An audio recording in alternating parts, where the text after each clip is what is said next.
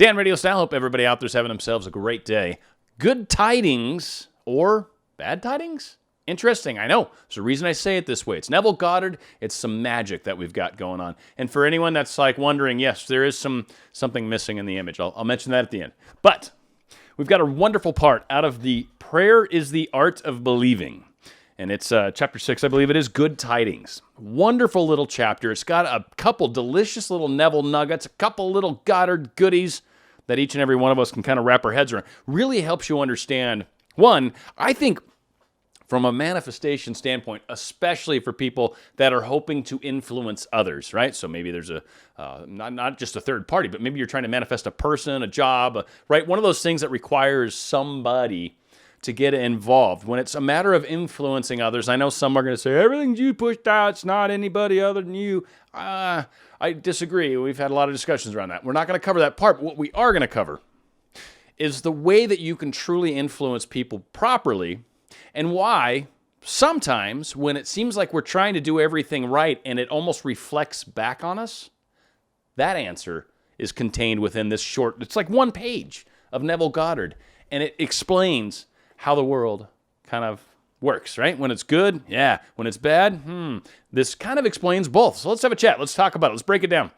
A very effective way to bring good tidings to another is to call before your mind's eye the subjective image of that person you wish to help and have him affirm that which you desired him to do. Mentally hear him tell you he has done it. This awakens within him the vibratory correlate of the state affirmed. Basically, it sparks that little thing going on in him, which vibration persists until its mission is accomplished. It does not matter what it is you desire to have done or whom you select to do it. As soon as you subjectively affirm that it is done, results follow. And the key part coming right up. Failure can only result if you fail to accept the truth of your assertion, which means you start questioning it. We'll break it down further, don't worry. But just the basics. You question what you've stated to be true. The second you question it, boom, done. You just erased everything you did. You've got to start over, basically, as far as affirming it again. Because when you start questioning it, you're doubting. We've talked about fear recently.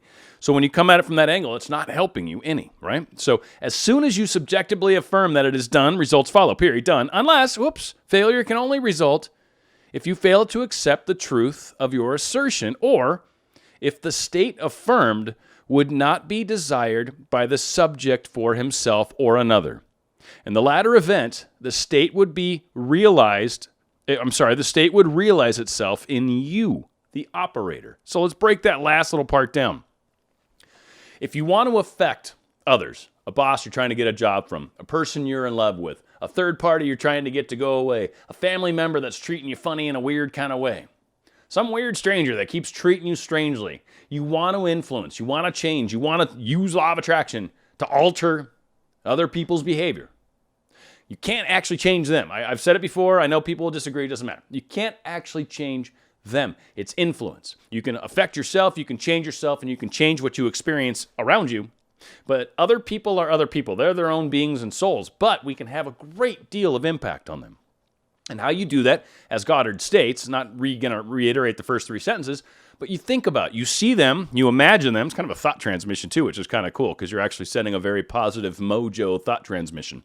But you're seeing them, and then you see them performing this situation that you're interested in. So maybe there's a third party and you want someone to disappear, right? You want someone to disappear, and a lot of us focus on how can I get rid of this person? How can I get rid of this person? When the good tidings way to kind of look at it, just to give a quick example, right, is seeing them find another, falling in love, being super happy, seeing maybe your partner being like kind of this working to an advantage to where they start reaching out to you and, right? I mean, you could spin this whole thing into this wonderful little synopsis. But for the third party, imagining them being happy, in love, having everything they want, just with a different person. So they find it and they leave the scene. And instead of a lot of people, and they focus very much on when, which Goddard, when he mentions it, you just focus on the state being. Time is not an issue. It's not something you think about. And if you do have a hard time with time, I recommend kind of thinking of it it suddenly happens. I was surprised to see this happen. This thing occurred, because generally speaking, when you think about it, a lot of manifestations, especially kind of the more cool ones especially, are sort of surprises sometimes. Yeah, you've thought about it and you look back on it and you're like, oh, I totally created this. But sometimes it hits you from I didn't see it coming this way. I didn't see how it was going to find me this way. So again, if you're trying to get someone to go away, use that third part, use that power of good tidings. Use that power of seeing them find happiness in the thing that they desire. Or maybe you've got a child that's doing a strange behavior. See them doing the behavior properly. Like you catch them doing it suddenly, maybe. Who knows? You might be surprised by it, right? But seeing them doing it, maybe even seeing they say, Mom, I finally realized what you said, and I've started doing it differently. And, having that discussion with them, seeing that. And we'll cover the discussion part. That's the second piece of this. But the first piece is really seeing that situation occur and knowing that it is in motion. This, when you do it, when you see it happen, when you have that mental moment, that discussion in your mind, however it plays out, this awakens within him the vibratory correlate of the state affirmed, which vibration persists until its mission is accomplished. Meaning, you put this kind of mojo on them, that's this positive sort of air floating around them, right? Like, this thing's going to happen. These are not the droids you're looking for, right? But you're doing it out of positive. These are the droids you're looking for. This is the room you're going to clean. This is the man you will leave because you found a better love and happiness and all of that good stuff, right? So all these different situations we can use it. So that awakens that within them. And that persists until it is accomplished, until that mission's accomplished. That energy just kind of keeps flowing around until something finally happens. It does not matter what it is you desire to have done, right? Or whom you select to do it. It doesn't matter what you're asking of the universe or this person. It doesn't matter who it is. They could be someone you're grumpy with, could be someone you love, could be someone that you wish you understood better, could be right? Doesn't matter who they are. You're seeing the energy. That creates this mojo floating around them. So now they've got this impression of you, maybe, or maybe like you happen to be there, right? And they look over at you and they're like, huh, how weird. Like you in print, like in their minds, like almost look familiar. They don't know why, it's subconscious, but for some reason you look familiar. So they might approach you. And this is the person you've been trying to have this discussion with, and you kept imagining him talking to you and having this discussion. And you put that energy around it. You created that. Or, again, trying to get someone to leave, or trying to get a child to suddenly pick up their mess afterwards, or whatever the case is. Seeing the behavior done the way you want it, hearing that verbal thing back is what you're imagining. When it's done, you've got this energy around them, and it happens until until they accomplish it. Does not matter what you do. Right? Doesn't matter who you ask to do it. Doesn't matter. As soon as you subjectively affirm that it is done, results follow. Results follow, period. Failure can only happen. The only way we fail when we do this. This is true. This is it. This is in a nutshell. Here is why it's not working. Maybe if you fail to accept the truth of your assertion, which means if you fail to accept this is so, being gracious for it, gratitude, of course, always grateful for that which you know is coming. I'm very grateful for that. If you don't realize that's the case, if you doubt that, then you're done. Done. Start over. Just go back to the beginning. It's okay. It's not the end of the world, but you got to understand why it's not working for you. There you go. That's why. You keep breaking it, right?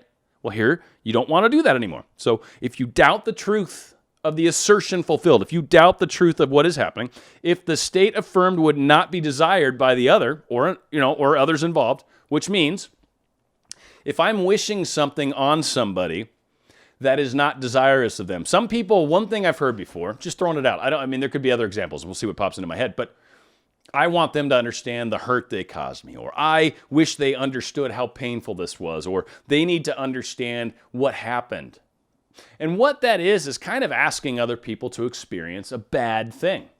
And I don't know about you, but if given the choice, there's a comedian I love, Eddie Izzard, he did this joke way back when, but he says cake or death, right? There's this whole bit. And it's like, cake or death. And he's like, I'll have the cake, please, right? Like, it's like, that's not a choice. That's not a choice if you go this or this horrible event. You want cake or bad thing? Cake, Please. So again, if you're offering somebody a bad outcome, a non-good outcome, regardless of your reasons for it, you're essentially asking someone to accept a reality that they don't want. They're like, no, thank you, not interested in that. Please pass go, please try again. And what happens, and this is what he follows up with, if the state affirmed would not be desired by the subject for himself or another, in the latter event, the state would realize itself in you, the operator. The one who dealt it, smelt it, we used to say when we were younger. The operator is the one that is sending out the energy.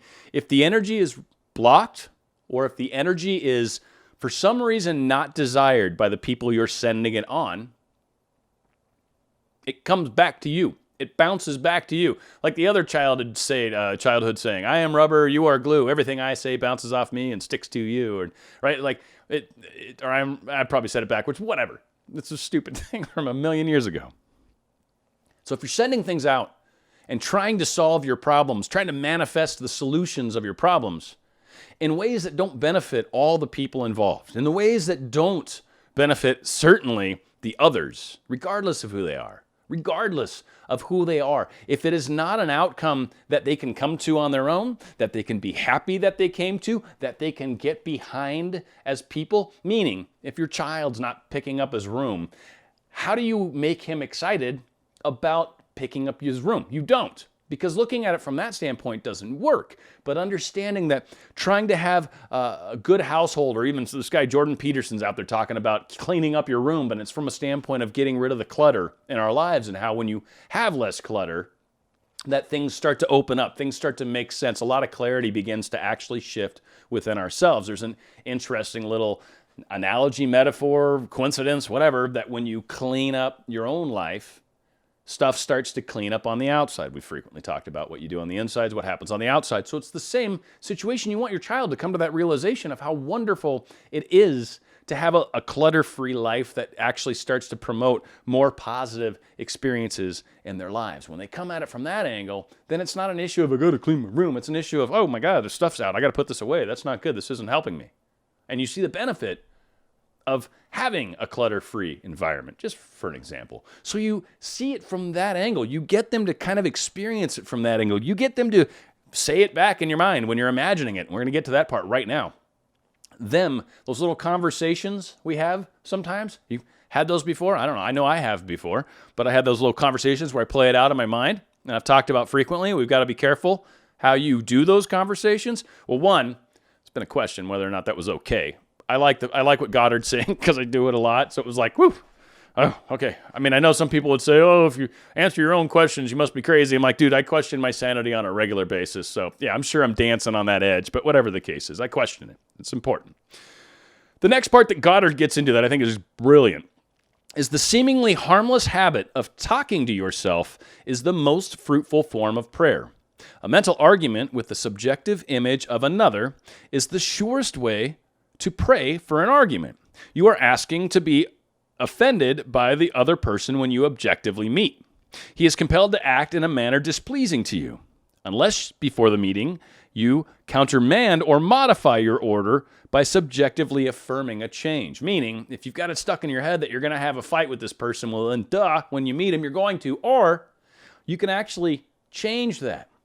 You can actually have the conversation in your mind and work it out with them already to where you're like, no, there's no reason for either of us to be angry with each other. You have the conversation, you work it out, and then at that point, now it's presumed. Now it's like, yeah, no, we got this worked out. Him and I already chatted. And to be honest, I think it's a higher self to higher self conversation. If you're going to ask, well, how do you know you actually talk to him? I don't know. Who are you actually talking to? I mean, it works out really well. Seriously, try it a couple times and then we can have the debate. But frankly, I think we're talking to each other's higher selves, just to hit you up right up front.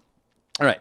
Unfortunately, man forgets his subjective arguments, his daily mental conversations with others, his mental diet, as so many of us know this as. And so, it is at a loss for an explanation of the conflicts and misfortunes of his life. Okay? So we're kind of getting lost in what we're thinking about. So sometimes we forget, ooh, hey, I can control these things, right? So as mental arguments can produce conflicts, so do happy mental conversations produce those corresponding visible states of good tidings. Man creates himself out of his own imagination. Think about that for a second. We control our thoughts. We control the discussions we have with others, those people that we're upset with. And every time we have that discussion in our minds and we're angry because we're angry with them, it's not even so much that you're thought transmitting anger to them. That's not even the problem. It's the fact that you've got these conversations in your mind that are got to come to fruition. Not just that, but from shows I've done recently, you're creating an emotional feeling. That feeling has to be manifested. It's the feeling. The feeling is the manifestation. The blah. That's what spits it out. It's the feeling. So you've had some conversation. You're like, oh, I hate you. That emotion is begging the universe, bring that experience to me. It must be mine. And so that self-prophesizing future shows itself. But if you would have played that conversation differently in your mind after you caught yourself and went, oh my God, no, I love everybody. I don't hate anybody. Doesn't matter how evil they are. I don't hate them. They're still humans, right? Or whatever gets you through the day, right? Just come up with something so you don't hate this person. And then work out a conversation in your head to where you can be cool with this and still be all right with them and watch what happens. Again, we always talk about change what's inside of you, and your outer world begins to reflect that. The same occurs when you've got conflicts with people. Change that dialogue. Change the conversation. Have a conversation with them that's positive. Make up whatever they're going to say. It doesn't matter. It doesn't really have to be right. You just have to believe it. You have to work it into a way where you're like, yeah, no, we can be getting along totally. They may never have had a problem with you ever. Might have all been in your head, us pushed down, right? Could have been all that. So once you worked it out in your head, no one else needed to know. Didn't matter. You finally changed it in yourself. Life's good. Or maybe they do have a conflict with you. Try it then too, because you'll be amazed. All of a sudden, they will be treating you differently. And you'll be like, what is going on? You're like waiting for the rug to drop. And then you catch yourself. You're like, whoa, no. I'm not waiting for the rug to pull out, right? Because then now you're expecting things to change. No, you've got to keep yourself going. And that same mental diet. You've got to keep seeing this situation improving. You've got to keep seeing things happen, seeing conversations occur. If there's someone you're trying to manifest, seeing those conversations, start having them in your head. Talk to them. Talk to them in your head. I've talked about that on other shows too. Have those conversations. Make them up. Who cares what you're saying? It doesn't matter. It doesn't matter what they're saying back to you. Answer it just the best you can. Who cares? Hi, why do you like me? Because you're hot. All right, that's a good answer. Like, move with that. Just flow with it. Start talking. Journal. Whatever. Have these conversations. Work them into a positive angle. And watch how your world changes. Manifestation is it's a balance between thoughts and feelings. We've got to keep those things under control. We do. I don't mean don't feel things, but I mean careful how you're feeling it. Are you thinking of someone and then getting angry? That's not good. If someone's instantly just gotten mad, are you getting angry and then lashing back out? Or are you getting angry and catching yourself and going, wait.